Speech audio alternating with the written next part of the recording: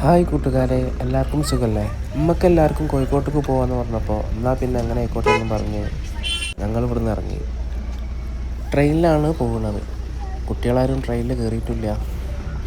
അങ്ങനെ കുട്ടികളെയും വണ്ടിയിലേക്ക് പെറുക്കിയിട്ട് ഞങ്ങൾ നേരെ കുറ്റിപ്പുറം റെയിൽവേ സ്റ്റേഷനിലേക്ക് പോയിക്കൊണ്ടിരിക്കുകയാണ്.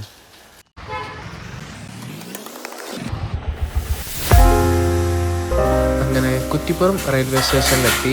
ഇവിടെ വിശാലമായ പാർക്കിംഗ് ഉണ്ട്. ഒരു ദിവസം 90 റുപ്പീസ് മാത്രമേ ഉള്ളൂ. Kuttippuram railway station.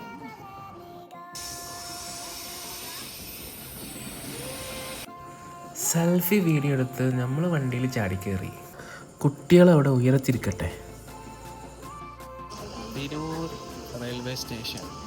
വാതിൽപ്പടിയിൽ നിന്നും 1-2 സെൽഫി വീഡിയോസൊക്കെ എടുത്ത് നമ്മൾ മെയിനാകുമ്പോഴാണ് വണ്ടി കോഴിക്കോട് റെയിൽവേ സ്റ്റേഷനിലെത്തിയത്. പിന്നൊന്നും നോക്കില്ല, അവിടെ ഇറങ്ങി. ഓൾക്ക് ചായ വേണത്രേ. എന്നാൽ പിന്നെ ചായ ഇവിടെ ആയിക്കോട്ടെ. ചായയും കടിയും കഴിച്ച് ഞങ്ങൾ ബസ്സിൽ കയറി നേരെ കോഴിക്കോട് ലുലു കാണാൻ പോയി.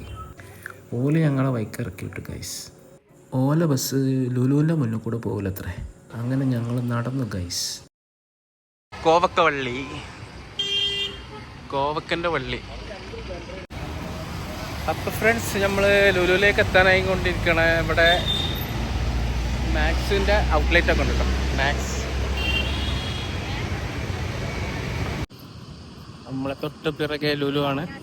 ലുലുവിനെ കുറിച്ച് പിന്നെ പ്രത്യേകിച്ചൊന്നും പറയാനില്ലല്ലോ. നല്ല വൃത്തിയുള്ള നല്ലൊരു മാള്.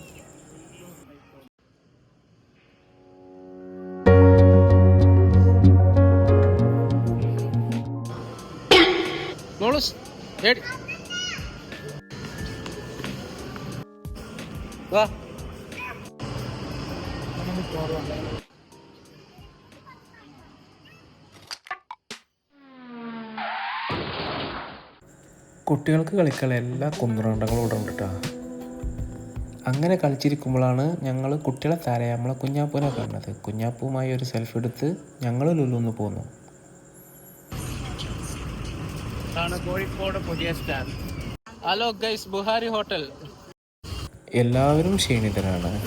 പുതിയ സ്റ്റാൻഡിൽ നിന്നും ഓട്ടോയിൽ നെഹദിയിൽ കയറി നേരെ ബീച്ചിലേക്ക് വിട്ടു.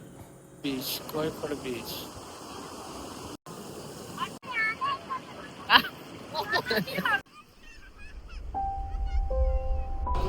കോഴിക്കോട് മുട്ടായിത്തെരുവിലാണ് ഇപ്പോൾ ഉള്ളത്.